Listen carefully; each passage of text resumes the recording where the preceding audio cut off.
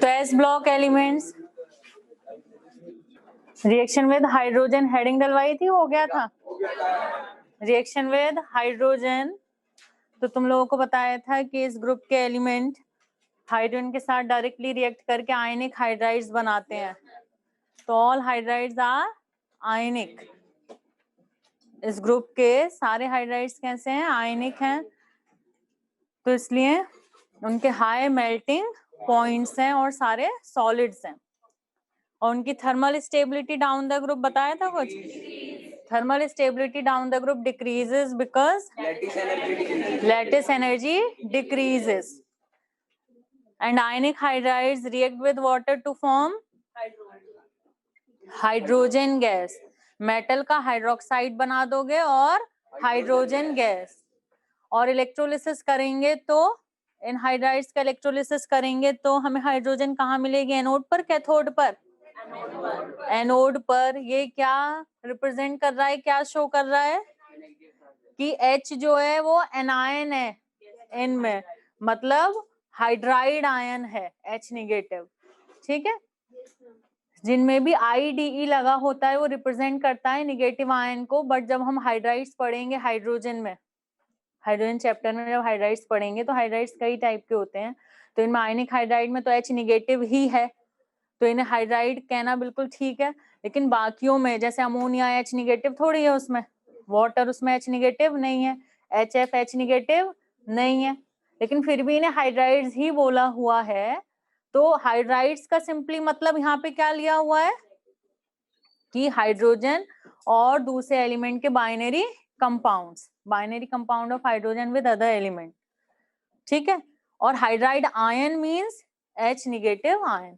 और बाकियों के केस में तो IDE जहाँ पे भी लगा होता है वो निगेटिव आयन को ही रिप्रेजेंट करता है, जैसे chloride ion Cl negative, nitride ion N-3, sulphide ion S-2। But यहाँ पर ऐसा नहीं है। तो फर्स्ट एंड सेकेंड ग्रुप के हाइड्राइड्स आयनिक हाइड्राइड्स हैं। कुछ नई भी बनाते हैं तो वो तो डीप में हमें हाइड्रोजन चैप्टर में ही पढ़ना है। Next halides. हेलाइड्स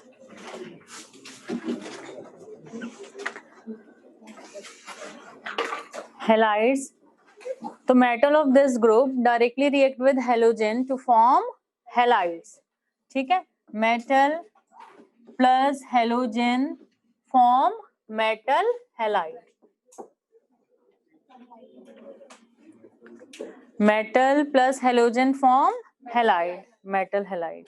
ठीक है, वे मेटल कैन बी लिथियम से लेकर सीजियम तक कोई सा भी हो सकता है, और halogen X can be fluorine और क्लोरीन और ब्रोम। ठीक है, तो हेलोजन कोई सा भी हो सकता है।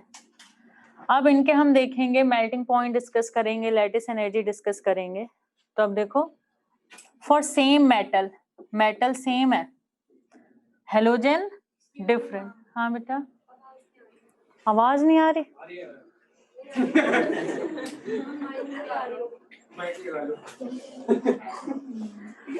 और तेज बोलती हूँ, ठीक है, लेकिन थोड़ा ध्यान लगाओ पूरा, क्योंकि मुझे लगता है कि मैं काफी तेज बोलती हूँ। मतलब मुझे लग रहा है कि मैं काफी तेज बोल रही हूँ और बोलती भी हूँ काफी तेज। तो देखो, same metal, metal plus halogen, metal halide. ठीक है, for same metal with different halogen. ठीक है, फॉर डिफरेंट हेलाइड, तो इट मे बी MF और MCl, MI, वे M Li प्लस से लेकर CS प्लस तक कोई सा भी हो सकता है। लेकिन अब ऐसे नहीं करने लग जाओगे कि एक बार यहाँ LiF और फिर यहाँ NaCl को कंपेयर करने लग गए। सेम मेटल डिफरेंट हेलोजन के हेलाइड, जैसे फॉर एग्जांपल मैं लिखूं NaF, NaCl, NaBr, NaI। तो बताओ लैटिस एनर्जी पे क्या फर्क पड़ रहा है? Lattice energy decreases. क्यों? क्यों? क्योंकि lattice energy is inversely proportional to radius. Metal same है लेकिन हेलोजन का रेडियस तो बढ़ता जा रहा है ना, तो जैसे जैसे साइज इंक्रीज होता है लैटिस एनर्जी डिक्रीजेस। तो lattice energy decreases. Covalent character, covalent character, covalent character increases. भूल गए? याद है? याद है?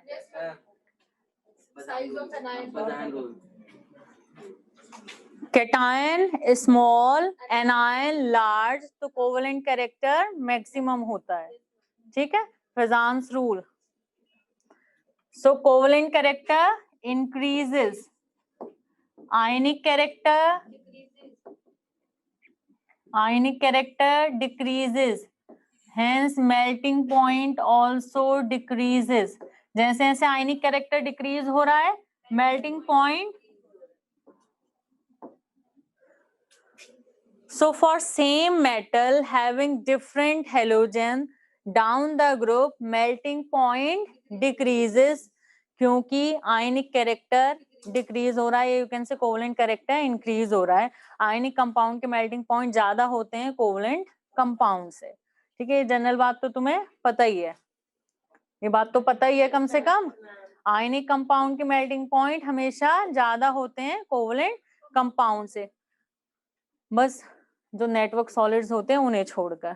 ठीक है, नेटवर्क सॉलिड्स जैसे, नेटवर्क सॉलिड्स जैसे डायमंड, डायमंड तो याद है बहुत ज्यादा होता है उसका मेल्टिंग पॉइंट।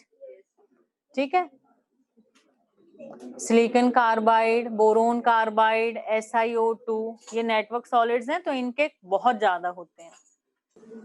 नेटवर्क सॉलिड कौन कौन से होता है? डायमंड और diamond, boron carbide, boron nitride, silicon carbide, SiO2, graphite, बहुत सारे हैं। मतलब ये जितने मैंने बताए ये सारे हैं, और ये सॉलिड स्टेट में पढ़ोगे तुम, लिखोगे सारे।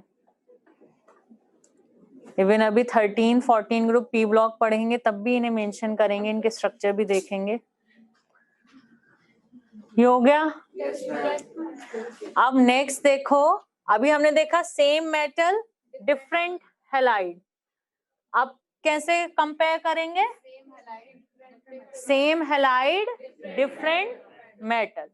ठीक है, तो same halide different metal, for example LiX, NaX, then KX, RBX, CS, C मतलब CSX, cesium halide, where X may be fluoride, chloride, bromide, iodide.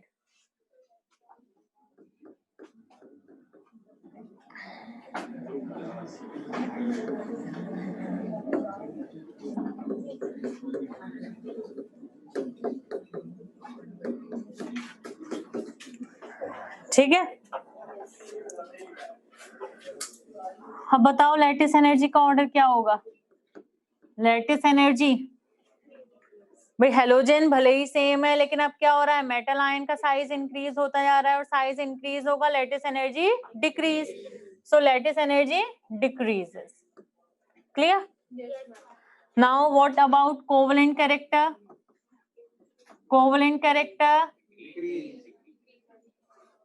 Covalent character, halogen same है, मेटल आयन का साइज बड़ा होता जा रहा है, तो क्या होगा? कोवलेंट कैरेक्टर डिक्रीजेस और आयनिक कैरेक्टर इंक्रीजेस। अब देखो यहाँ पर जैसे जैसे लैटिस एनर्जी डिक्रीज हो रही है, ठीक है, मेल्टिंग पॉइंट क्या होएगा? डिक्रीज होता चला जाएगा। अब देखो इधर, पहले देखो जब X क्या है, Cl और Br है तो, ठीक है, NaX, KX, RBX, CSX और LiX, this is the order of melting point when X is Cl और Br। जैसे जैसे लैटिस एनर्जी डिक्रीज हो रही है मेल्टिंग पॉइंट डिक्रीज हो रहा है। ठीक है, आ रही है बात समझ में? जैसे जैसे कैटायन और एनायन के बीच, अब इसकी बात बाद में करेंगे अभी, जैसे जैसे कैटायन और एनायन के बीच क्या हो रहा है, साइज डिफरेंस बढ़ रहा है या साइज बड़ा होता जा रहा है। मेल्टिंग पॉइंट किसी एक फैक्टर पे डिपेंड नहीं करता है, वो इंटरमॉलिक्यूलर फोर्सेस ऑफ अट्रैक्शन की strength as well as packing पे डिपेंड करता है। क्यों? क्योंकि मेल्ट किसे करोगे? सॉलिड को, और जितना लेयर्स टाइटली पैक होंगी, लेयर्स जितना टाइटली पैक होंगी उतना मेल्टिंग पॉइंट ज्यादा होगा। ठीक है, तो साइज बढ़ने से या साइज डिफरेंस बढ़ने से क्या होगा? लेयर्स टाइटली पैक नहीं होंगी, इफेक्टिव पैकिंग नहीं होगी, जिसकी वजह से लैटिस एनर्जी पर भी डिपेंड करेगा मेल्टिंग पॉइंट। तो कहीं ऑर्डर कुछ और किसी और फैक्टर पे डिपेंड कर रहा होगा, कहीं किसी और फैक्टर पे डिपेंड कर रहा होगा। ठीक है, तो जैसे जैसे यहाँ पे क्या हो रहा है, लैटिस एनर्जी डिक्रीज होती जा रही है, मेल्टिंग पॉइंट डिक्रीज होता जा रहा है। बट लिथियम हैलाइड का यहाँ मेल्टिंग पॉइंट सबसे कम है। जो लिथियम के हैलाइड्स है वो मोस्टली कोवलेंट है except lithium fluoride. Lithium fluoride को छोड़कर बाकी सारे कैसे हैं? कोवलेंट है। तो लिथियम के हैलाइड कोवलेंट होने की वजह से, जैसा कि मैंने अभी बताया कि कोवलेंट और आयनिक में किसका मेल्टिंग पॉइंट ज्यादा होता है? ऑब्वियसली आयनिक कंपाउंड्स का। इसलिए लिथियम क्लोराइड, लिथियम ब्रोमाइड के मेल्टिंग पॉइंट यहाँ सबसे कम होंगे। So this is the order of melting point here. ठीक है, तुम्हें मेल्टिंग पॉइंट के ऑर्डर्स मोस्टली याद करने पड़ेंगे। पर्टिकुलर ऑर्डर बताते वक्त एक्सप्लेनेशन बताया जा सकता है, लेकिन क्योंकि वो एक्सप्लेनेशन हर जगह सेम नहीं होगा, तो इसलिए तुम्हें melting point orders mostly learn ही करने पड़ेंगे। ये नहीं कि तुमने कोई एक फैक्टर याद कर लिया और उससे तुम हर किसी का मेल्टिंग पॉइंट निकाल लोगे। ठीक है, तो this is the order of melting point when X is what? Chlorine और ब्रोमीन। ठीक है, अब देखो, जब ये X आयोडाइड है,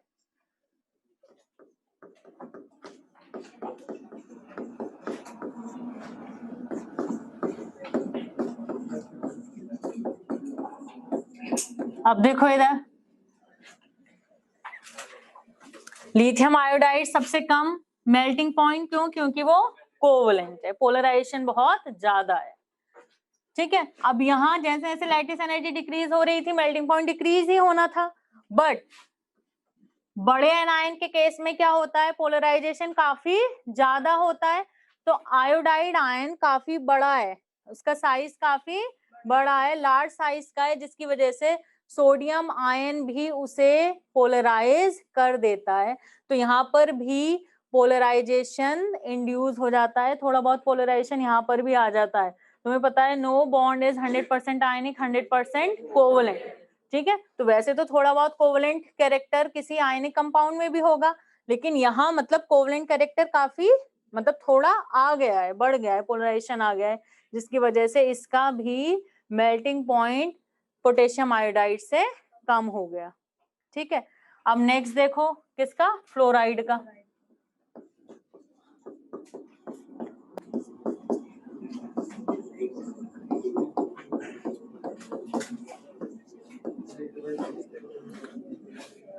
इतनी बात समझ में आ रही है? क्योंकि लैटिस एनर्जी डिक्रीज हो रही है तो मेल्टिंग पॉइंट डिक्रीज हो रहा है। बट कौन? अब LiF, LiF का सॉरी मेल्टिंग पॉइंट यहाँ सबसे कम नहीं है। क्यों? क्योंकि वो आयनिक है, या you can say F negative का साइज यहाँ क्या है? सबसे छोटा है। आयोडाइड, क्लोराइड, ब्रोमाइड, फ्लोराइड, सबसे स्मॉल कौन सा है? फ्लोराइड। तो सबसे कम पोलराइजेशन लिथियम कॉज कर पाएगा किसमें? फ्लोराइड में। तो यहाँ पोलराइजेशन काफी कम है, इसलिए उसका मेल्टिंग पॉइंट यहाँ सबसे कम नहीं है। ठीक है, क्या हुआ बेटा? फ्लोराइड के केस में कोवलेंट कैरेक्टर ज्यादा नहीं है, पोलराइजेशन ज्यादा नहीं है, इसलिए उसका मेल्टिंग पॉइंट यहाँ सबसे कम नहीं है, थोड़ा इंक्रीज हो गया है।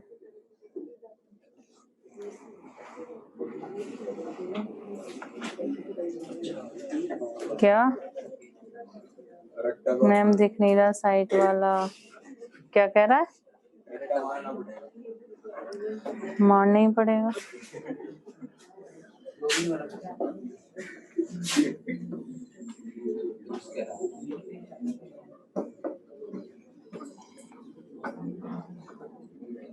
क्या लिखा था मैंने यार? और यहाँ क्या लिखा था? ये दिख रहा है या नहीं?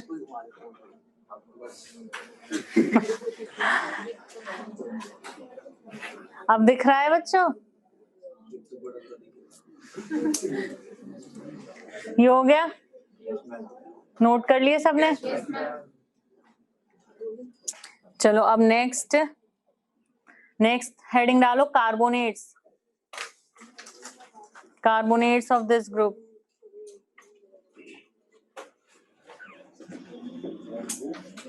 कार्बोनेट्स।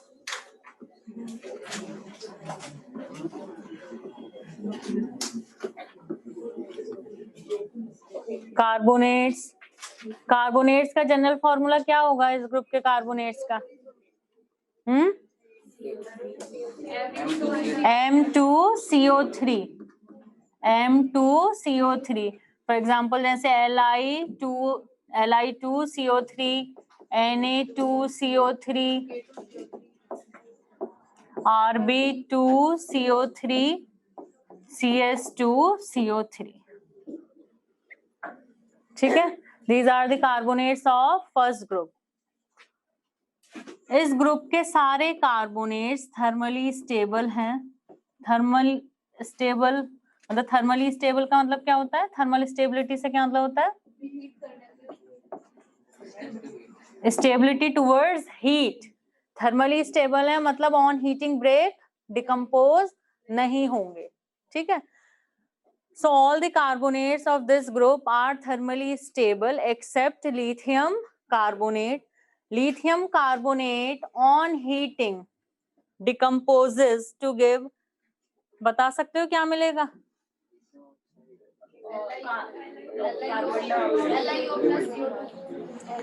जैसे कैल्शियम कार्बोनेट पता है तुम लोगों को ऑन हीटिंग क्या देता है? Metal oxide plus carbon. Similarly यहाँ पर मेटल ऑक्साइड LiO नहीं Li2O प्लस कार्बन डाइऑक्साइड। क्यों? क्योंकि लिथियम की पोलराइजिंग पावर बहुत ज्यादा है। तुम लोगों को जब ऑक्साइड, पर ऑक्साइड, सुपर ऑक्साइड इनके बारे में बताया था अभी, तब भी बताया था कि भाई जिसके पास चार्ज डेंसिटी ज्यादा होती है वो ज्यादा चार्ज डेंसिटी वाले के साथ स्टेबल रहता है।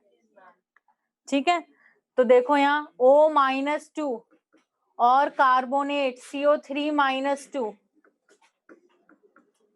ये रेजोनेंस में भी जा रहा है नेगेटिव चार्ज, तो ऑब्वियसली कहाँ चार्ज डेंसिटी ज्यादा है? O-2 ऑक्साइड आयन पर चार्ज डेंसिटी ज्यादा है, तो लिथियम आयन किसके साथ स्टेबल रहेगा? ऑक्साइड आयन के साथ। इसलिए डिकम्पोज होकर, ऑन हीटिंग डिकम्पोज होकर क्या बना लेता है? Li2O, lithium oxide. ठीक है, सो लिथियम की पोलराइजिंग पावर ज्यादा होने की वजह से क्या करता है? लिथियम आयन इसे स्ट्रांगली पोलराइज कर रहा है। O नेगेटिव को क्या करेगा? O नेगेटिव को अपनी तरफ स्ट्रांगली खींच रहा है, जिसकी वजह से कार्बन ऑक्सीजन का बॉन्ड वीक पड़ जाता है और ब्रेक हो जाता है। ठीक है,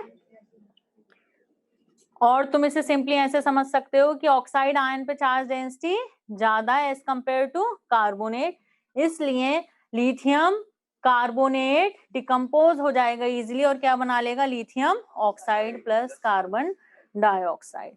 ठीक है, तो बाकी सारे थर्मली स्टेबल हैं एक्सेप्ट लिथियम कार्बोनेट। यहाँ हम जितनी प्रॉपर्टीज पढ़ेंगे उसमें कई जगह एक्सेप्ट लिथियम का कंपाउंड, एक्सेप्ट लिथियम का कंपाउंड, तो उन प्रॉपर्टीज को ध्यान से देखना, क्योंकि जो ये लिथियम का कंपाउंड प्रॉपर्टी शो कर रहा है वही सेकेंड ग्रुप के कंपाउंड शो करेंगे, तो वहां फिर हम फटाफट करेंगे, फिर इतना एक्सप्लेन नहीं करूंगी। ठीक है, so lithium carbonate on heating form lithium oxide plus carbon dioxide. ऐसा क्यों होता है? Due to high polarising power of lithium ion. So इस ग्रुप के सभी कार्बोनेट्स थर्मली स्टेबल हैं एक्सेप्ट लिथियम कार्बोनेट। क्लियर? अब बाइकार्बोनेट्स देखो।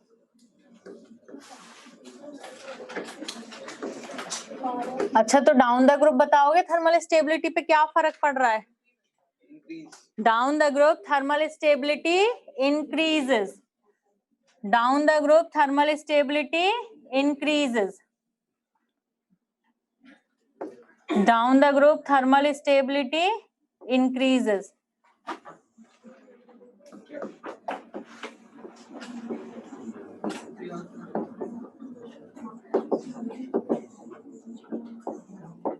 क्यों इंक्रीज हो रही है down the group thermal stability?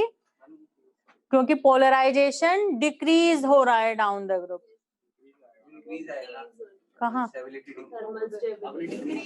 Oh sorry sorry. Down the group thermal stability increases क्योंकि पोलराइजेशन डिक्रीजेस। क्योंकि पोलराइजेशन डिक्रीजेस। आ रही है बात समझ में? क्योंकि मेटल कैटायन की polarizing power down the group decrease होती जा रही है, तो कम चार्ज डेंसिटी वाला कैटायन किसके साथ ज्यादा स्टेबल रहेगा? कम चार्ज डेंसिटी वाले एनायन के साथ। इसलिए down the group thermal stability increase होती जा रही है। अच्छा, in general charge density small ion पे ज्यादा होती है या लार्ज आयन पे? स्मॉल आयन पे ज्यादा होती है भाई। जैसे F नेगेटिव Cl नेगेटिव किस पे ज्यादा है चार्ज डेंसिटी? F नेगेटिव पे। और अभी यहाँ तुमने देखा ऑक्साइड और कार्बोनेट में किस पे ज्यादा थी चार्ज डेंसिटी? ऑक्साइड पे। क्लियर? और ऐसी कैटायन में भी, अभी एनायन देखे हमने, कैटायन में भी स्मॉल कैटायन पे चार्ज डेंसिटी ज्यादा होगी as compare to large cation.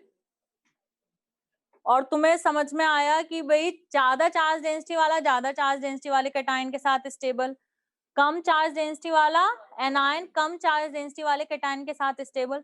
तो इसे तुम ऐसे भी कह सकते हो कि लार्ज कैटायन लार्ज एनायन के साथ स्टेबल होता है, स्मॉल कैटायन स्मॉल एनायन के साथ। क्योंकि बात तो वही हुई, स्मॉल कैटायन चार्ज ज्यादा चार्ज डेंसिटी, स्मॉल एनायन ज्यादा चार्ज डेंसिटी। लार्ज कैटायन कम चार्ज डेंसिटी और large anion come charge density. So you can also say that small cation stabilizes small anion and large cation stabilizes large anion. So small cation, small anion,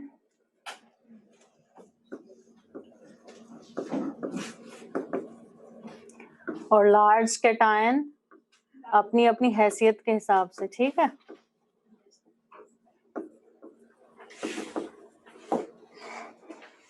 क्योंकि हकीकत है ना, film तो है नहीं, हैसियत के हिसाब से चल रहे हैं. हैसियत में जहाँ डिफरेंस आता है वहां एक बार को तो ठीक चलती हैं चीजें और फिर आगे चल के परेशानी ज्यादा आती है. ठीक है, तो एक बार को तो बन गया, लेकिन जैसे ही कंडीशंस में चेंज आया तो टिक नहीं पाए. ठीक है, अलग अलग हो गए. समझ रहे हो बातों को? बहुत अच्छे समझ रहे होगे. ठीक है, तो जब थिंकिंग थोड़ी सेम होती है, ठीक है, तो मैनेज करना इजी होता है, मतलब हर सिचुएशन में निकल जाते हैं. लेकिन जब सोच में फर्क ज्यादा हो या हैसियत में फर्क ज्यादा हो तो क्या होता है, थोड़ी सी भी कंडीशंस चेंज होते ही ब्रेक. ठीक है, ये हो गया. अब बाइकार्बोनेट्स, या तो फिर अंडरस्टैंडिंग, वही अंडरस्टैंडिंग वाली बात आ रही है ना. ठीक है, अंडरस्टैंडिंग होनी चाहिए. तो अंडरस्टैंडिंग किस किस में है यहाँ पे भाई? Small cation small anion, large cation large anion. ठीक है, तब तो इनकी अंडरस्टैंडिंग ठीक है. अदरवाइज कंडीशंस में फर्क आते ही फिर ये तू अपने रास्ते मैं अपने रास्ते. हटा दो, अभी नोट कर लिया.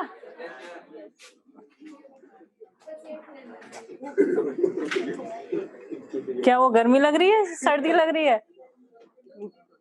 अच्छा, हटा दिया मैंने। अब बाइकार्बोनेट्स देखो,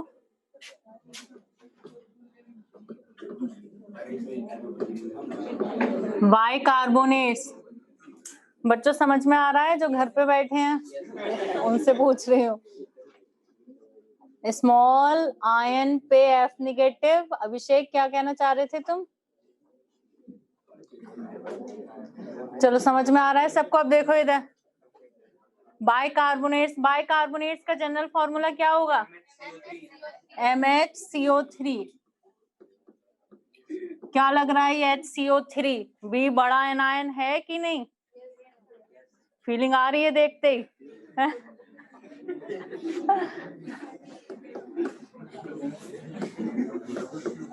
ये बाइकार्बोनेट है, लार्ज एनायन है कि नहीं? चार्ज डेंसिटी कंपेयर करो, एक निगेटिव और वो भी जा रहा है रेजोनेंस में, तो चार्ज डेंसिटी ऑब्वियसली कम है। चार्ज डेंसिटी के बेसिस पे अगर मैं बात करूं तो चार्ज डेंसिटी कम है, ठीक है? ओके, तो अब देखो, जैसे lithium bicarbonate, sodium bicarbonate, potassium bicarbonate, rubidium bicarbonate और ये सीजियम बाइकार्बोनेट। तो बता सकते हो थर्मल स्टेबिलिटी पे क्या फर्क पड़ेगा? अभी देखेंगे, ऑन हीटिंग बनाएंगे, कुछ बनाएंगे, ठीक है? थर्मल स्टेबिलिटी पे क्या फर्क पड़ना चाहिए? थर्मल स्टेबिलिटी, हाँ, लार्ज एनायन है, चार्ज डेंसिटी कम है, तो लार्ज एनायन किसके साथ स्टेबल? लार्ज कैटायन के साथ। So thermal stability down the group increases because polarisation decreases, ठीक है? और सभी बाइकार्बोनेट्स इस ग्रुप के ऑन हीटिंग बनाएंगे metal oxide plus carbon dioxide, ठीक है, प्लस वाटर। सोडियम बाइकार्बोनेट पता है, बेकिंग सोडा बोलते हैं इसे, ठीक है? क्या बनाएगा? सॉरी बच्चों, सॉरी, ये इधर देखो, सोडियम बाइकार्बोनेट क्या बनाएगा? Bicarbonate form carbonates plus CO2 plus H2O, ठीक है? वहां लिख सकते हो ये, क्योंकि इसका तो कार्बोनेट भी क्या है? थर्मली अनस्टेबल है, ठीक है? तो तुम जनरल इसे लिखोगे, सब इसे फॉलो करेंगे। Metal bicarbonate on heating forms metal carbonate plus CO2 plus H2O।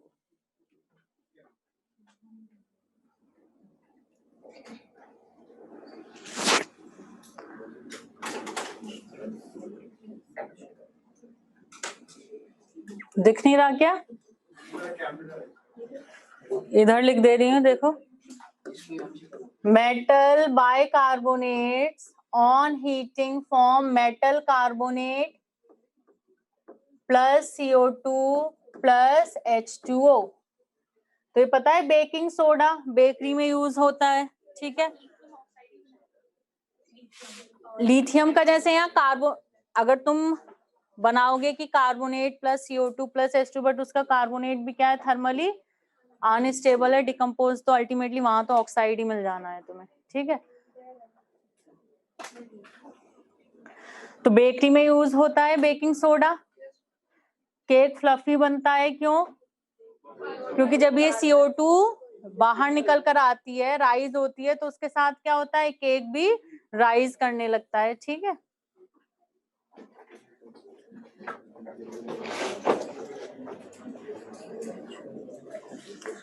अब सबसे पहली इंपॉर्टेंट बात थी ये जो मैं अब बता रही हूँ, सभी बाइकार्बोनेट इस ग्रुप के, सभी से मतलब किससे? इनसे, सभी बाइकार्बोनेट इस ग्रुप के सॉलिड स्टेट में मिलते हैं, एक्सेप्ट लिथियम बाइकार्बोनेट, ये हमें सिर्फ सॉल्यूशन में मिलता है। लिथियम बाइकार्बोनेट सॉलिड स्टेट में एग्जिस्ट नहीं करता, ये सिर्फ हमें सॉल्यूशन में मिलेगा, मतलब इसका सिर्फ हमें सॉल्यूशन मिल सकता है, लेकिन ये सॉलिड स्टेट में नहीं मिलेगा। अगेन क्यों? क्योंकि पोलराइजिंग पावर लिथियम आयन की बहुत ज्यादा है, वो बाइकार्बोनेट आयन के साथ स्टेबल नहीं रह पाता। सॉल्यूशन में तो बन जाएगा, क्यों? क्योंकि सॉल्यूशन में तो क्या है, लिथियम आयन अलग है, बाइकार्बोनेट आयन अलग है, उन्हें स्टेबलाइज कर कौन रहा है? वाटर कर रहा है उन्हें स्टेबलाइज, ठीक है। तो इस ग्रुप में सिर्फ लिथियम बाइकार्बोनेट है जो सॉल्यूशन स्टेट में मिलेगा, सॉलिड में मिलता ही नहीं है, और बाकी ये चारों सॉलिड स्टेट में पाए जाते हैं। इवन 5 ही बाइकार्बोनेट हैं जो सॉलिड स्टेट में पाए जाते हैं, ये 4 और एक अमोनियम बाइकार्बोनेट, एक अमोनियम बाइकार्बोनेट, ठीक है। तो अगर तुमसे पूछा जाए और सब सॉल्यूशन में, इवन हम सेकंड ग्रुप के पढ़ेंगे बाइकार्बोनेट सॉल्यूशन में, कोई सा भी बाइकार्बोनेट हो सॉल्यूशन में, ठीक है। तो अगर तुमसे पूछा जाए a non metal bicarbonate which is found in solid state, तो अमोनियम बाइकार्बोनेट, ठीक है। ये अमोनियम आयन है, नॉन मेटल है, मेटल थोड़ी है ये, अमोनियम आयन, ठीक है। तो a non metal bicarbonate which is found in solid state is ammonium bicarbonate। और बेटे इसमें भी डिपेंड करेगा कि हीट कितना कर रहे हो। अगर तुमने सिंपली हीट ही किया है तो यहाँ पे भी पहले कार्बोनेट ही बनेगा और फिर क्या बच्चों, CO2 और H2O। फर्दर हीटिंग कंटिन्यू करते रहो तो फिर ये डिकम्पोज हो जाएगा, ठीक है। तो इन जनरल पहले तुम यही बताओगे कि कोई भी बाइकार्बोनेट ऑन हीटिंग क्या बनाएगा, इन जनरल यही लिखोगे कि metal carbonate plus CO2 plus H2O। फिर वो तो डिपेंड करेगा कि भाई किसका कार्बोनेट है और हीटिंग कंटिन्यूड है या कितना स्ट्रांगली हीट कर रहे हो, उस पर डिपेंड करेगा, ठीक है।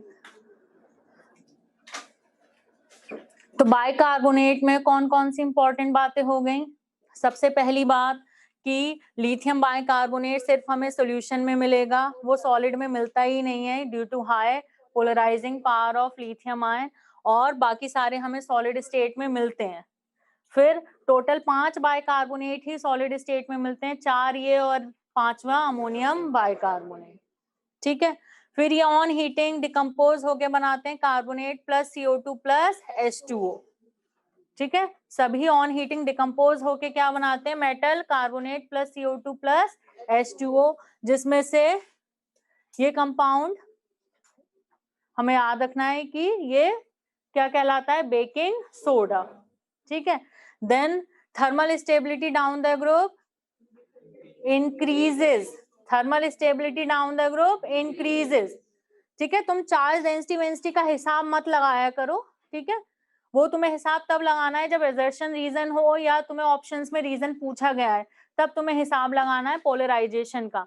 अदरवाइज तो सिंपली जस्ट तुम्हें ऑर्डर निकालने के लिए तो बड़ा कैटायन बड़ा एनायन, छोटा कैटायन छोटा एनायन सोचना है। तो बाइकार्बोनेट एनायन लार्ज है, तो large anion stabilises with large cation, तो obviously thermal stability down the group increases. Clear? Now carbonate and bicarbonate acids के साथ रिएक्ट करके क्या बनाते हैं, ये हटा दो, नोट कर लिया? नहीं मैम, आपने जो क्वेश्चन आपने पूछा था उसका आंसर दिया था, डिक्रीज होगी मैम। अभिषेक क्या कह रहे हो बेटा, मुझे चैट में कुछ समझ नहीं आया।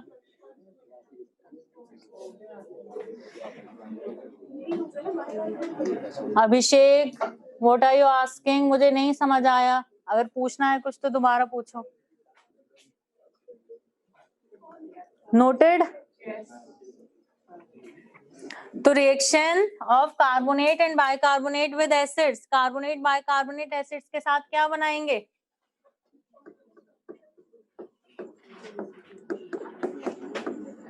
इनका नेचर कैसा है, बेसिक नेचर है। एसिड प्लस बेस क्या बनाएगा, सॉल्ट एंड वाटर, लेकिन क्योंकि ये कार्बोनेट है तो साथ में और क्या बनेगा, CO2, तो हमें बनाना है salt plus water plus CO2, तो carbonates on reaction with acid form salt plus CO2 plus water. Salt plus water लिखोगे क्योंकि ये कार्बोनेट था, तो भाई कहाँ गया, ये कहाँ चला गया, ये CO2 बन गया। ठीक है, सिमिलरली बाइकार्बोनेट्स नेचर क्योंकि बेसिक है, तो अगेन वही acid base reaction, acid base react to form salt and water. तो अब ये भाई कहाँ चला गया, C और O कहाँ जाएंगे, CO2 बनेगा। तो carbonate and bicarbonate react with acid to form salt plus carbon dioxide plus water. Carbonate and bicarbonate react with acids to form salt plus carbon dioxide plus water. ठीक है, next hydroxides of this group, रब कर दूं, ये मतलब हटा दूं, hydroxides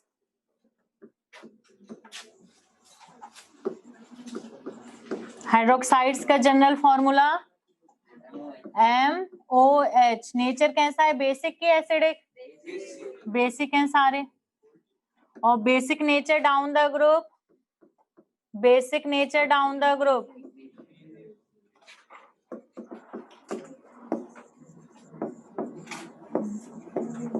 basic nature down the group increases. क्यों?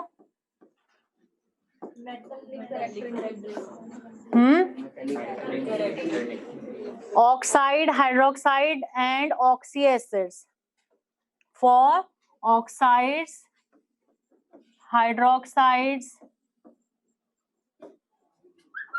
and oxy acids, इनके केस में basic character directly proportional to electropositive nature, तो इसका रिवर्स क्या होएगा, acidic character directly proportional to electronegative character.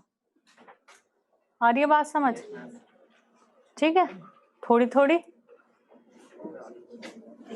Oxy acids किन्हें कहते हैं, ऑक्सी एसिड्स किन्हें कहते हैं,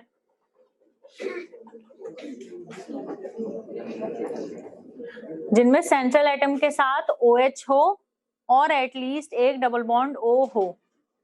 सेंट्रल एटम के साथ एटलीस्ट एक डबल बॉन्ड O हो और OH हो, तो ऐसे जो होते हैं वो क्या कहलाते हैं, ऑक्सी एसिड।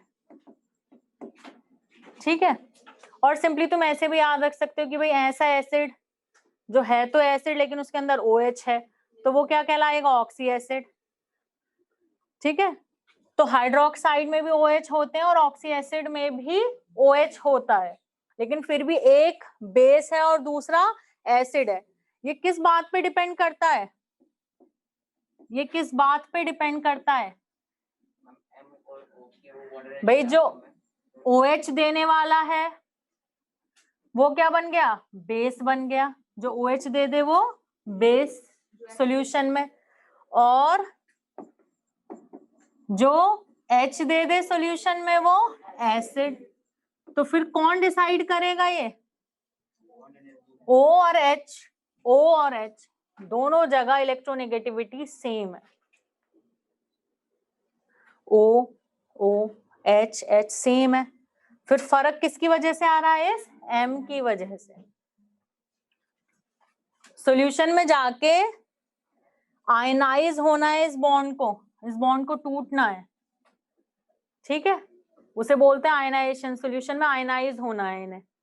ठीक है, तो अगर आयनिक कैरेक्टर जिस बॉन्ड में ज्यादा होगा वही बॉन्ड जाकर ब्रेक हो जाएगा सॉल्यूशन में इजीली, या यू कैन से आयनाइज हो जाएगा।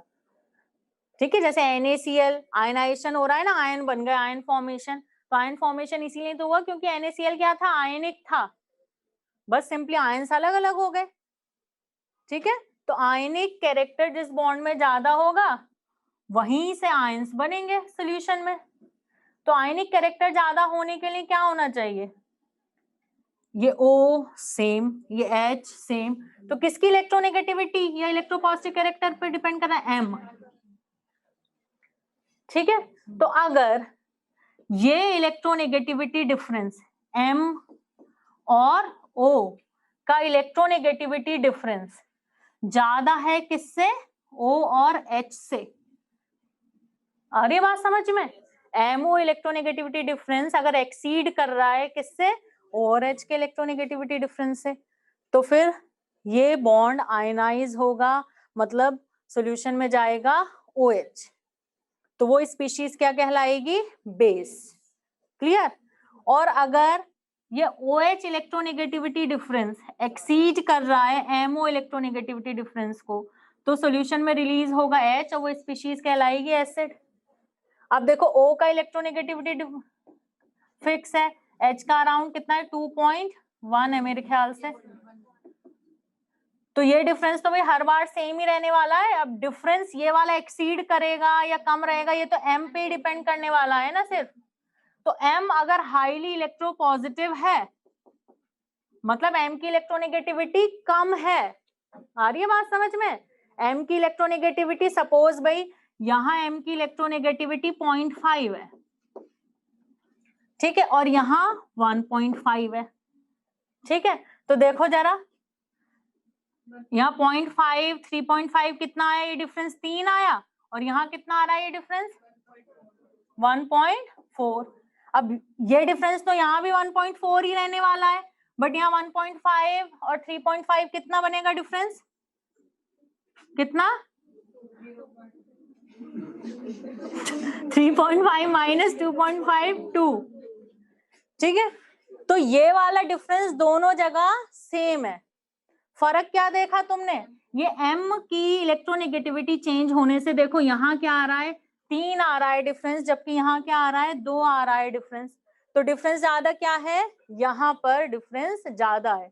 तो MO इलेक्ट्रोनेगेटिविटी डिफरेंस जितना ज्यादा होगा वो कंपाउंड उतना ही ज्यादा बेसिक होगा। तो टोटली किस पे डिपेंड किया? M पे। यानी M जितना ज्यादा इलेक्ट्रोपॉजिटिव होगा, M जितना ज्यादा इलेक्ट्रोपॉजिटिव होगा, ये डिफरेंस उतना ज्यादा आएगा, ये बॉन्ड उतना वीक हो जाएगा सॉल्यूशन में, और स्पीशीज क्या बनेगी? बेसिक।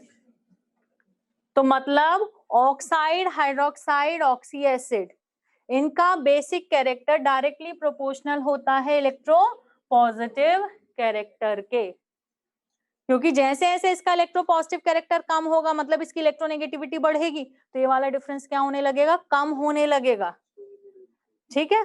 तो जैसे जैसे हम जाते हैं LiOH, फिर आगे बेरिलियम हाइड्रोक्साइड। बेरिलियम हाइड्रोक्साइड कैसा होता है? एम्फोटेरिक, क्योंकि दोनों बॉन्ड की स्ट्रेंथ ऑलमोस्ट इक्वल हो गई। ऐसी नीचे आ जाओ, NaOH, then magnesium hydroxide, then aluminium hydroxide. Aluminium hydroxide कैसा होता है? एम्फोटेरिक। क्यों? क्योंकि दोनों बॉन्ड की स्ट्रेंथ लगभग बराबर है। फिर ऐसे और एल्यूमिनियम हाइड्रोक्साइड से आगे जाओगे तो H2CO3 यानी कि कार्बनिक एसिड, एसिडिक वीक एसिड है, तुम्हें पता है। फिर उससे और आगे जाओगे तो आगे क्या मिलेगा? कार्बन के आगे इधर नाइट्रोजन, एसिडिक। उससे और आगे जाओगे तो ऑक्सीजन, वो तो हटा दो, वाटर, वाटर से कंपैरिजन चल रहा है, वाटर न्यूट्रल है। फिर और आगे जाओगे तो फ्लोरीन, एसिडिक, हाईली एसिडिक। तो इस तरीके से ऐसे ऐसे इलेक्ट्रोनेगेटिविटी बढ़ेगी, ऑक्साइड, हाइड्रोक्साइड या ऑक्सी एसिड की एसिडिक स्ट्रेंथ बढ़ेगी। तो अलोंग द पीरियड इनकी एसिडिक स्ट्रेंथ बढ़ती है और डाउन द ग्रुप इनकी एसिडिक स्ट्रेंथ घटती है। इसका उल्टा बोल सकते हो कि along the period basic strength decreases और down the group basic strength increases. तुम्हें along the period, down the group याद करने की कोई जरूरत नहीं है, तुम बस इस चीज को याद रखो कि इलेक्ट्रोपॉजिटिव कैरेक्टर के डायरेक्टली प्रोपोर्शनल होगा basic character in case of these three, ठीक है। तो बस तुम्हें इलेक्ट्रोपॉजिटिव कैरेक्टर को कंपेयर करना है, ठीक है। OH तो हर बार सेम है, तुम्हें बस M से मतलब है कि M का इलेक्ट्रोपॉजिटिव नेचर जितना ज्यादा इंक्रीज होगा, बेसिक कैरेक्टर उतना ज्यादा इंक्रीज होगा, ठीक है। इतना ही समझाने के लिए बाकी सब समझाया था, तो तुझे कंक्लूजन समझ में आ गया तो तुझे और चाहिए ही क्या, ठीक है। और सिंपली बस ये समझ लो कि ये बॉन्ड वीक है तो H जाएगा सॉल्यूशन में, स्पीशीज एसिडिक, अगर MO बॉन्ड वीक है तो सॉल्यूशन में क्या जाएगा, OH, स्पीशीज बेसिक, और दोनों बॉन्ड की स्ट्रेंथ ऑलमोस्ट इक्वल हैं तो स्पीशीज एम्फोटेरिक। बस इतनी बात समझ में आनी चाहिए। और न्यूट्रल और एम्फोटेरिक में डिफरेंस क्या होता है? न्यूट्रल और एम्फोटेरिक वो होते हैं जो एसिड और बेस दोनों के साथ रिएक्ट करके सॉल्ट बनाते हैं, और न्यूट्रल वो होता है जो एसिड और बेस किसी के साथ भी रिएक्ट करके सॉल्ट नहीं बनाते हैं। तो वाटर क्या किसी के साथ रिएक्ट करके सॉल्ट बनाता है? नहीं बनाता। ठीक है, ब्रॉन्स्टेड-लॉरी कॉन्सेप्ट में कोई स्पीशीज एज एसिड भी बिहेव कर रही है, एज बेस भी बिहेव कर रही है, वो डिपेंड करेगा वो किसके साथ रिएक्ट कर रही है। उसका मतलब ये नहीं है कि तुम अब एम्फोटेरिक बना दोगे सबको। ठीक है, आ रही है बात समझ में? वो तो कंपेरेटिव है। ठीक है, जैसे वाटर कभी एसिड के साथ भी कर सकता है रिएक्ट, एचाइन देना एचाइन लेने के बेसिस पे है वो सिंपली। ठीक है, तो उसके हिसाब से तुम वाटर को एम्फोटेरिक स्पीशीज में नहीं रख दोगे। आ रही है बात समझ में? Water is amphiprotic not amphoteric. Amphiprotic मतलब एचाइन ले भी सकता है, एचाइन दे भी सकता है। ऐसी अमोनिया एचाइन ले भी सकता है, एचाइन दे भी सकता है, वो एम्फीप्रोटिक है, वो एम्फोटेरिक नहीं। वाटर एम्फोटेरिक नहीं है, वाटर न्यूट्रल है। ठीक है, तो कोई स्पीशीज एसिड है, बेस है या न्यूट्रल है, ठीक है, ये तुम बताओगे, दो डेफिनेशन से बता सकते हो। या तो ये कह सकते हो कि जो स्पीशीज एसिड के साथ रिएक्ट करके सॉल्ट बनाती है तो वो बेस है, या जो बेस के साथ रिएक्ट करके सॉल्ट बनाती है वो एसिड है, जो दोनों के साथ रिएक्ट करके सॉल्ट बनाती है वो एम्फोटेरिक। ठीक है, या तुम वाटर से कंपैरिजन कर सकते हो कि जो ऑक्साइड वाटर में क्या लिबरेट करे, बेस बनाए, वो बेसिक ऑक्साइड जो एसिड में वाटर में जाकर क्या बनाए, एसिड बनाए, वो एसिडिक ऑक्साइड ऐसे। ठीक है, आ रही है बात समझ? तो इसलिए वाटर न्यूट्रल है क्योंकि वाटर एसिड या बेस किसी के साथ भी सॉल्ट नहीं बनाता है। वाटर प्लस HCl सॉल्ट बनता है क्या? बस सिंपली H आयन और Cl आयन अलग अलग हो जाते हैं। ठीक है, डन। अब देखो हाइड्रोक्साइड्स की बात कर रहे थे हम, तो हाइड्रोक्साइड, इस ग्रुप के हाइड्रोक्साइड सारे तुम लिख चुके हो। ठीक है, तो इस ग्रुप के सभी हाइड्रोक्साइड्स थर्मली स्टेबल हैं except lithium hydroxide. It on heating produces Li2O plus water. Again तुम्हें समझ में आ रहा होगा, OH निगेटिव है जबकि O-2 है, चार्ज डेंसिटी O पर ज्यादा है।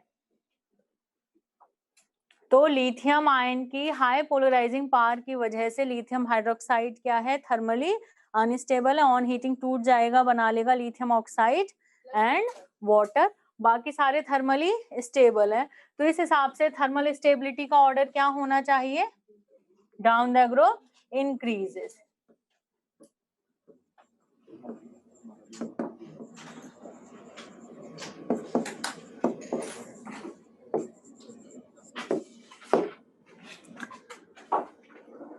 Down the group thermal stability increases. अब नाइट्रेट्स, इस ग्रुप के नाइट्रेट्स,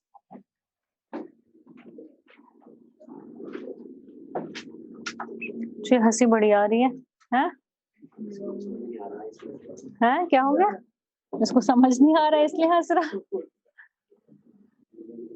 तो ऐसे तो पागल हंसते हैं जो समझ नहीं आती कोई बात।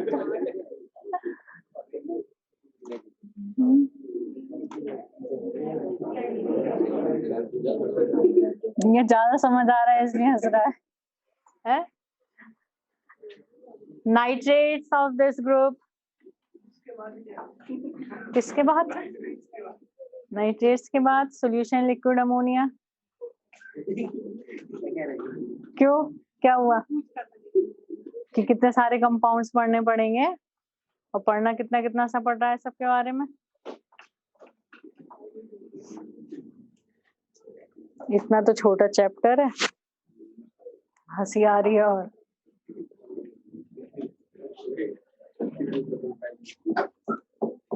नाइट्रेट्स, इस ग्रुप के नाइट्रेट्स का general formula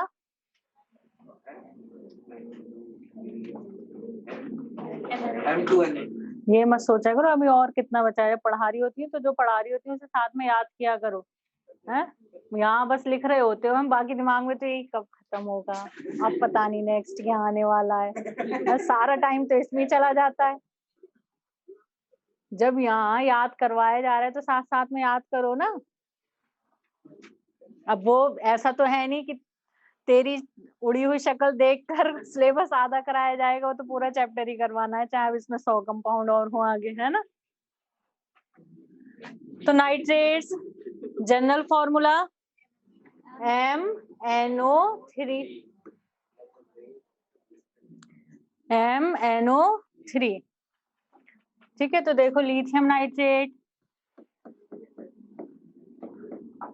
sodium nitrate, potassium nitrate, और ये सारे लिख लो, ठीक है।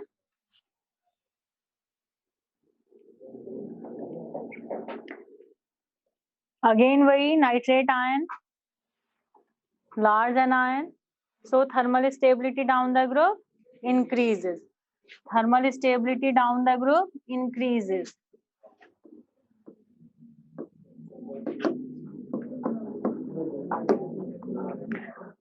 Thermal stability down the group increases.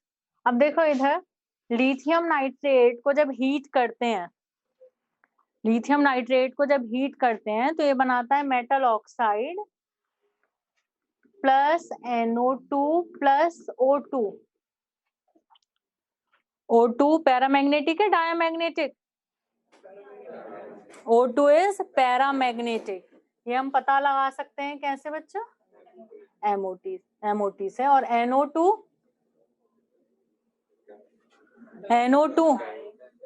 Structure नहीं पता है NO2 का, है कैसे? NO2 पैरामैग्नेटिक, पैरामैग्नेटिक है और ब्राउन कलर की गैस है। कैसी गैस है? ब्राउन कलर की गैस है। O2 कैसी गैस है? कलरलेस गैस है। सॉलिड और लिक्विड स्टेट में ब्लू कलर की होती है, वो हम 16 ग्रुप में करेंगे बात, ठीक है। सो O2 is colourless gas, NO2 is brown colour gas. NO2 का जो डाइमर होता है N2O4 that is colourless. But यहाँ पर तो NO2 और O2 की बात करनी है, तो NO2 is paramagnetic brown colour की गैस और O2 पैरामैग्नेटिक कलरलेस गैस। अब बाकी नाइट्रेट्स को देखो, इस ग्रुप के जो बाकी नाइट्रेट्स हैं वो ऑन हीटिंग बनाते हैं नाइट्राइट, मेटल नाइट्राइट। क्या होएगा फॉर्मूला?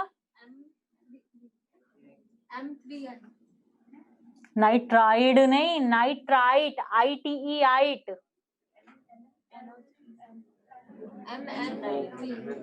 बेटे नाइट्रेट आयन हो, ये NO3 negative, nitrite ion is NO2 negative और नाइट्राइड आयन इज N-3। यहां नाइट्रेट का ऑक्सीडेशन स्टेट क्या है नाइट्रेट में?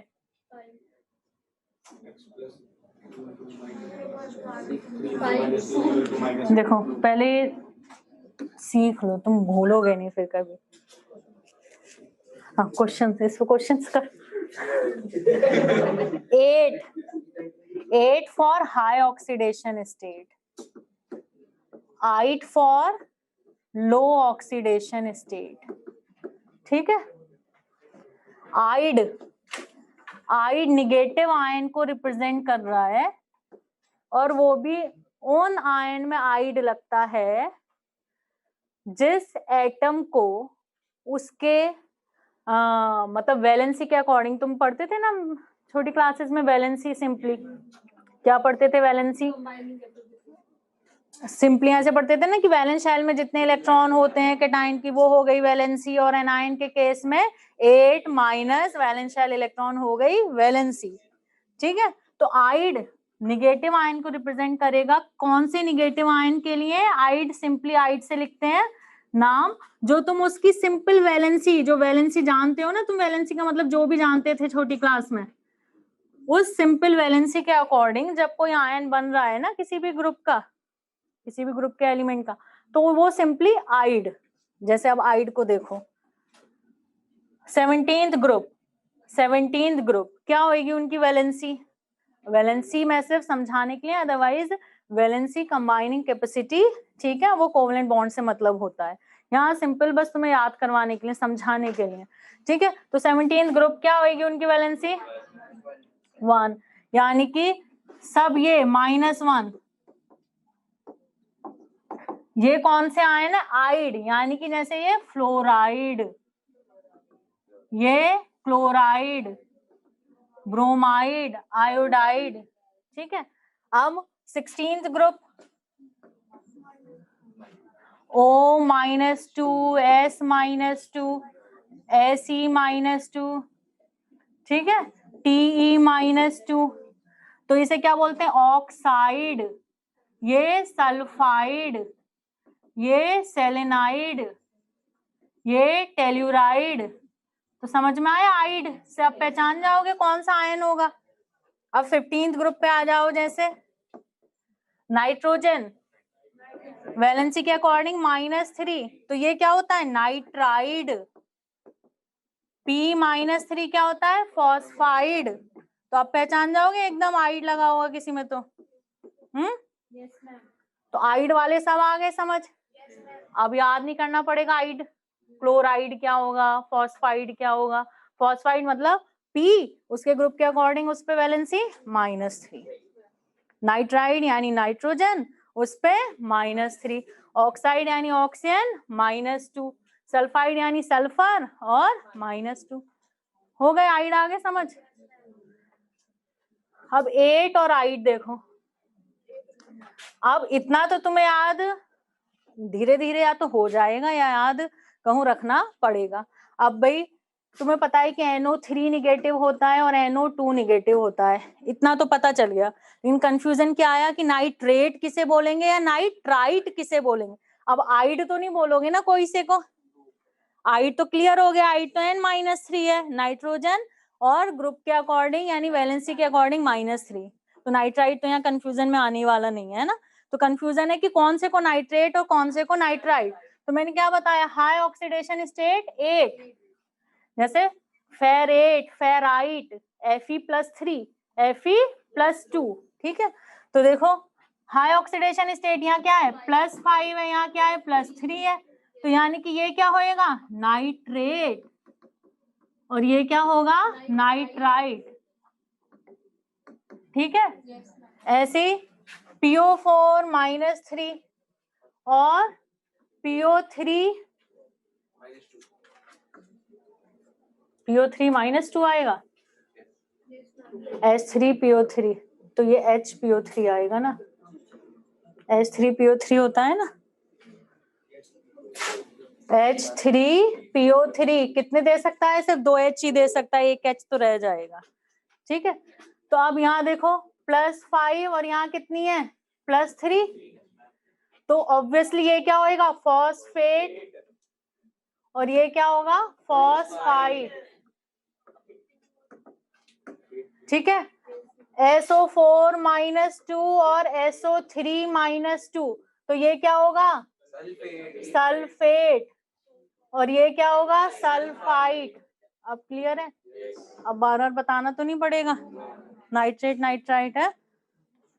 देखो इधर, तो अभी हम बात कर रहे थे किसकी? नाइट्रेट्स की।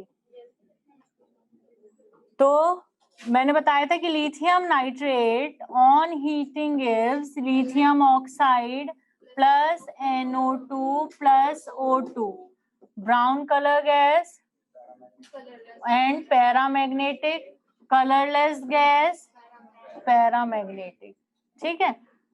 बाकी सारे नाइट्रेट्स इस ग्रुप के बनाते हैं नाइट्राइट, ठीक है, for example NaNO3 on heating gives metal nitrite plus oxygen gas, colourless gas and paramagnetic solid बच्चों, सॉलिड। ठीक है, बाकी सारे ठीक है, बाकी रेस्ट जितने भी हैं। तो इस ग्रुप के metal nitrate forms metal nitrite plus O2 except lithium nitrate. Lithium nitrate बनाता है on heating lithium oxide plus NO2 plus O2। तो तुमसे ऐसे करके भी पूछा जा सकता है कि भाई एक मेटल नाइट्रेट है, ठीक है, ऑन हीटिंग दो गैसेस प्रोड्यूस कर रहा है, एक ब्राउन और एक कलरलेस। ठीक है, या तुमसे ऐसे पूछा जा सकता है कि इनमें से कौन सा मेटल नाइट्रेट है जो दो गैसेस प्रोड्यूस नहीं करता ऑन हीटिंग। तो दो गैसेस प्रोड्यूस कौन से नहीं करेंगे, बाकी सारे। ये तो दो गैसेस प्रोड्यूस कर रहा है। या ऐसे पूछा जा सकता है कि इनमें से कौन सा मेटल नाइट्रेट है जो ऑन हीटिंग ब्राउन कलर की गैस प्रोड्यूस नहीं करता। तो इन सब में ब्राउन कलर की गैस नहीं आ रही है, कि उसमें आ रही है। आ रही है बात समझ? इन्हें अगर हीट किया जाए, मतलब सोडियम नाइट्रेट को अगर 800 डिग्री सेल्सियस पे हीट कर दिया, ठीक है, तो क्या बनेगा? तो मतलब ये भी टूट चुका होगा। ठीक है, ये 500 डिग्री सेल्सियस के अराउंड है ये चीज। तो अब टेम्परेचर बढ़ा दिया तो मतलब ये जो 500 पे बनता है यानी लो टेम्परेचर पे बनता है, ये भी टूट जाता होगा। तो क्या बनेगा? मेटल ऑक्साइड प्लस N2 और प्लस O2 तो बननी ही थी। ठीक है, तो टेम्परेचर वाइज भी ध्यान रखेंगे कि 500 डिग्री सेल्सियस के अराउंड मेटल नाइट्राइट है, लेकिन 800 या उससे ऊपर हीट किया तो metal oxide plus nitrogen plus oxygen. तो 800 या उससे ऊपर हीट करोगे तो दो गैसेस मिल रही हैं, बट दोनों ही कलरलेस हैं, जिसमें से एक पैरामैग्नेटिक है और एक डायामैग्नेटिक है। तो इस तरीके से तुम्हें चीजें याद करनी है। ठीक है, आ रही बात समझ में? ऐसे क्वेश्चन पूछा जाएगा। 800 डिग्री सेल्सियस लिख दिया टेम्परेचर, पूछ लिया। आ रही बात समझ?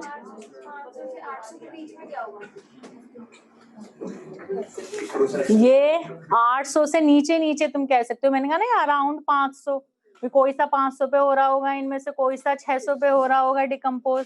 तो 800 से नीचे नीचे ऐसे याद कर सकते हो। तुम्हें टेम्परेचर एग्जैक्टली तो याद करने की जरूरत भी नहीं है। ठीक है, तो 800 से नीचे नीचे ये बनेंगे प्रोडक्ट, और 800 या उससे ऊपर ये बनेगा प्रोडक्ट। अब जैसे ये 800 पे होएगा डिकम्पोज, ठीक है, पोटेशियम नाइट्रेट वो 900 कुछ डिग्री सेल्सियस पे है, फिर उसके नीचे जाओगे रूबिडियम नाइट्रेट वो 1150 डिग्री सेल्सियस है। तो ऐसे अलग अलग थोड़ा ना याद करते रहोगे सबके टेम्परेचर।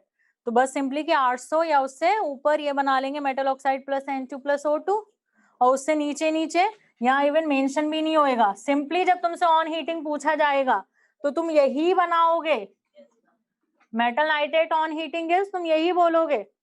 जब वो टेम्परेचर मेंशन करे ये वाला या ऐसे इससे बड़ा इससे ज्यादा टेम्परेचर, तब सोचोगे ये चीज, उससे पहले नहीं सोचना तुम्हें, उससे पहले वही बताओगे। ठीक है, ठीक है। तो क्वेश्चन कैसे, जैसे ये वाला, ये चीज एम्स में पूछी थी। ठीक है, ये 800 degree Celsius greater 800 degree Celsius से ज्यादा है टेम्परेचर। ठीक है, तो क्या बनेंगे प्रोडक्ट। ठीक है, अब ज्यादातर तुम प्रीवियस ईयर क्वेश्चन खोलोगे तो तुम्हें ऐसे मिलेंगे क्वेश्चंस कि भाई इनमें से कौन सा ब्राउन कलर की गैस लिबरेट नहीं करता। ठीक है, तो तुम्हें पता है लिथियम नाइट्रेट ब्राउन कलर की गैस ऑन हीटिंग लिबरेट करेगा। और अभी मैंने बताया कि लिथियम नाइट्रेट यानी लिथियम के कंपाउंड जैसा बिहेवियर शो करते हैं, ऐसे एल्कलाइन अर्थ मेटल के शो करेंगे। यानी एल्कलाइन अर्थ मेटल के सारे nitrates on heating brown colour की गैस NO2 लिबरेट करेंगे। तो बचे कौन से हैं? फर्स्ट ग्रुप के कौन से nitrate? Sodium nitrate, potassium, rubidium और सीजियम। ठीक है, solutions of alkali metal in liquid ammonia. Solutions of alkali metal in liquid ammonia.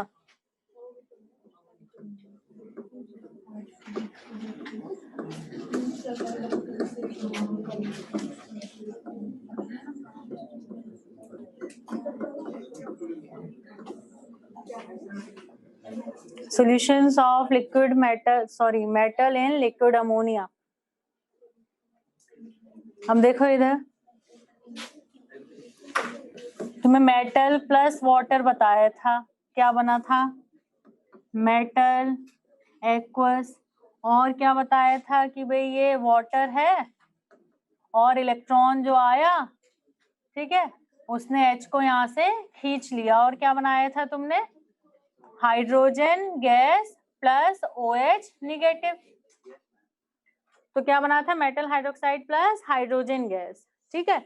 Electron ने इजीली खींच लिया हाइड्रोजन को क्योंकि H पर यहाँ पॉजिटिव चार्ज ज्यादा था, ठीक है।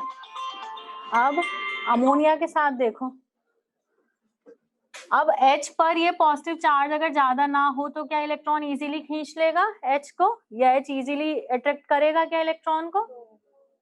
नहीं। तो अब देखो मेटल किस में डाला है? अमोनिया में, ठीक है। तो क्या बना? कैटायन बना। यहाँ कैटायन क्या? एक्वस, यानी वाटर ने सराउंड कर रखा है। यहाँ कैटायन को किसने सराउंड कर रखा होगा? अमोनिया ने। तो क्या बोलोगे? अमोनिएटेड कैटायन, ठीक है। यहाँ मैंने X प्लस Y लिख दिया, ठीक है। और सपोज X अमाउंट या X मोल्स ऑफ अमोनिया ने किसे सराउंड कर लिया? कैटायन को। अब इलेक्ट्रॉन निकला। अगर ये समझ नहीं आ रहा है, simply you can write metal cation और सीधा लिख दो अमोनिएटेड। सॉल्वेंट है, लार्ज अमाउंट में होगा, ठीक है। अब जैसे तुम वाटर के लिए तो लिख देते हो AQ एक्वस लिख देते हो सिंपली, अमोनिया के लिए तो ऐसी कोई टर्म है नहीं, तो तुम्हें दिखाना पड़ेगा कि अमोनिया के काफी सारे मोल्स चिपके हुए हैं। तो हमने क्या लिख दिया? यहाँ X प्लस वाई ले लिया कि X यहाँ चिपके हुए हैं और इलेक्ट्रॉन से अमोनिया के Y मोल्स चिपके हुए हैं, तो इसने XY ले लिया, ठीक है। अब यहाँ भी इलेक्ट्रॉन निकला होगा। अब अमोनिया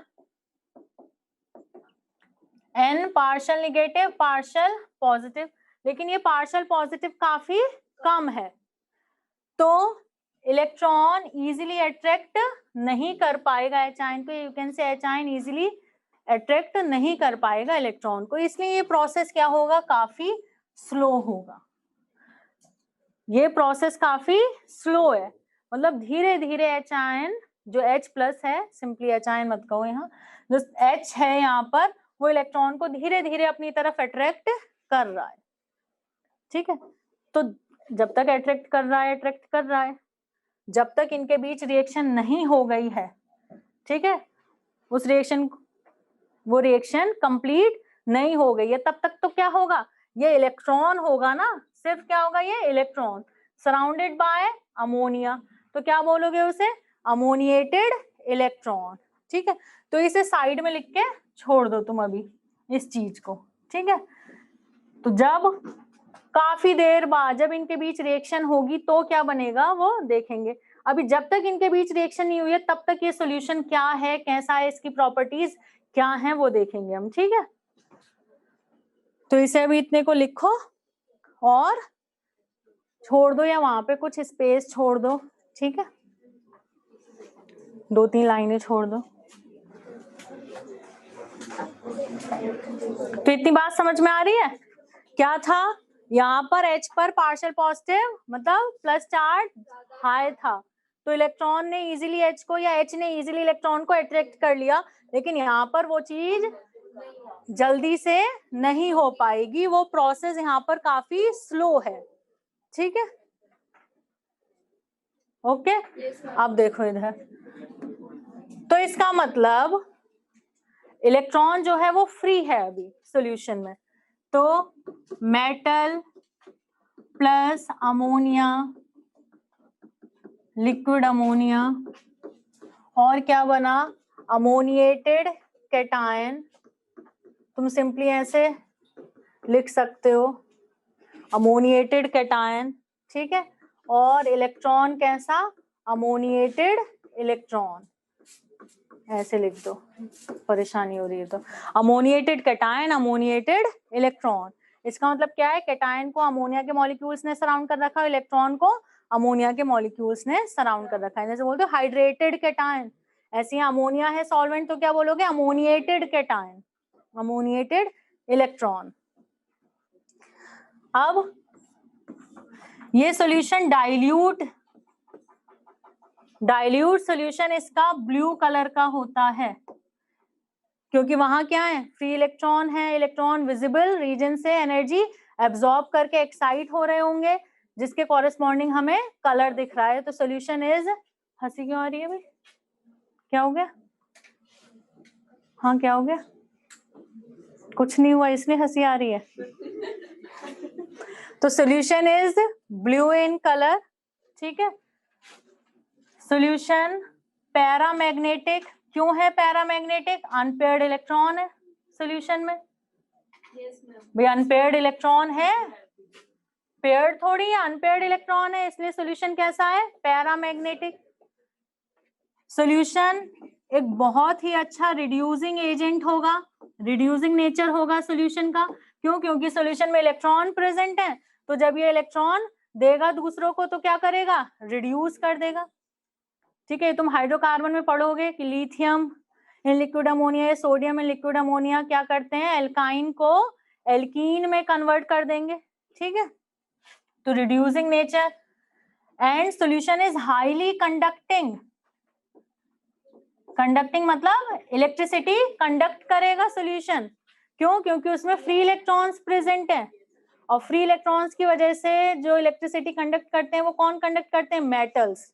तो इसका मतलब इस सॉल्यूशन की कंडक्टिविटी इक्विवेलेंट टू मेटल होगी।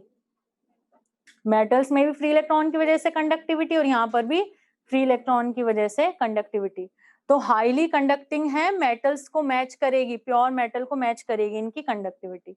लेकिन अगर तुमने कॉन्सेंट्रेशन बढ़ानी शुरू कर दी, कॉन्सेंट्रेटेड सॉल्यूशन, तो क्या होगा, कॉन्सेंट्रेशन बढ़ने की वजह से, ज्यादा मेटल आयन होने की वजह से मेटल आयन क्लस्टर्स बनने शुरू हो जाएंगे, और इलेक्ट्रॉन भी एक दूसरे से जुड़ने शुरू हो जाएंगे, मतलब पेयर अप होने शुरू हो जाएंगे। तो इलेक्ट्रॉन जब पेयर अप होने शुरू हो जाएंगे तो सॉल्यूशन कैसा हो जाएगा, डायामैग्नेटिक। सॉल्यूशन का रिड्यूसिंग नेचर खत्म हो जाएगा, रिड्यूसिंग नेचर नो मोर, और कंडक्टिविटी भी क्या होगी, खत्म हो जाएगी, यू कैन से डिक्रीज हो जाएगी। और कलर, अब क्या होगा, मेटल आयन क्लस्टर्स बनने की वजह से कलर ब्रॉन्ज हो जाएगा सॉल्यूशन का। जनरली ज्यादातर मेटल्स का ब्रॉन्ज कलर होता है, तो मतलब ऐसा भी नहीं है कि हर एक मेटल का ब्रॉन्ज होता है, लेकिन मेटल्स का जनरली ब्रॉन्ज होता है। तो मतलब कलर किसे मैच करेगा, मेटल्स के कलर को मैच करेगा। तो मेटल आयन क्लस्टर बन गए, मतलब मेटल बन गई। तो काफी सारे मेटल होते हैं ब्रॉन्ज कलर के, तो मेटल जो है वो ब्रॉन्ज कलर, आ रही बात समझ में, मेटल आयन क्लस्टर बन गया मतलब मेटल बन गया। तो मेटल बन गया तो मतलब मेटल जैसा कलर हो गया, डिपेंडिंग वो कैसा भी हो सकता था मेटल जैसा। तो bronze colour having metallic lustre, having metallic lustre, क्योंकि मेटल्स आर लस्टरस। ठीक है, तो मेटल, तो कलर अब ब्लू नहीं रहेगा। तो ये कब हो जाता है, अबव 3 मोलर कॉन्सेंट्रेशन। क्या हो गया, टाइम हो गया क्या, तो अबव 3 मोलर कॉन्सेंट्रेशन डायामैग्नेटिक हो जाएगा, रिड्यूसिंग नेचर खत्म हो जाएगा, कंडक्टिविटी खत्म हो जाएगी, डिक्रीज हो जाएगी, और ऑलमोस्ट खत्म ही हो जाएगी, और ब्रॉन्ज हैविंग मेटेलिक लस्टर। कहाँ भाग रहे हो, अभी एक लाइन और खत्म करनी है मुझे। देखो अभी एक प्रोसेस में छोड़ दी थी कि वो स्लोली हो रही है रिएक्शन इलेक्ट्रॉन और अमोनिया के बीच। तो इस सॉल्यूशन को तुम रखा रहने दोगे तो काफी टाइम बाद, मतलब on standing, metal slowly decomposes ammonia to form metal amide and hydrogen gas। मतलब अल्टीमेटली इलेक्ट्रॉन पुल कर लेगा H को, और क्या बन जाएगा, इलेक्ट्रॉन ने अगर पुल कर लिया H को, तो क्या बनेगा, H2 plus amide metal cation और ये NH2 निगेटिव, मतलब क्या बना, मेटल अमाइड। तो ऑन स्टैंडिंग क्या होगा, मेटल अमोनिया से अल्टीमेटली रिएक्ट कर जाएगा और क्या बना लेगा, metal amide plus hydrogen gas, और सॉल्यूशन कैसा हो जाएगा, कलरलेस। तब ऐसा कुछ नहीं रहेगा सॉल्यूशन में। On standing metal decomposes ammonia to form metal amide and hydrogen gas. On standing, metal decomposes ammonia to form metal amide and hydrogen gas. तो अल्टीमेटली तो हो जाएगी ये रिएक्शन, और जब तक ये रिएक्शन नहीं हुई है, यानी कि जब तक अमाइड नहीं बना है, तब तक सॉल्यूशन की ये प्रॉपर्टीज है, ठीक है। और अगर इसमें transition metal as catalyst like iron डाल दें तो ये फिर रिएक्शन फास्ट हो जाती है।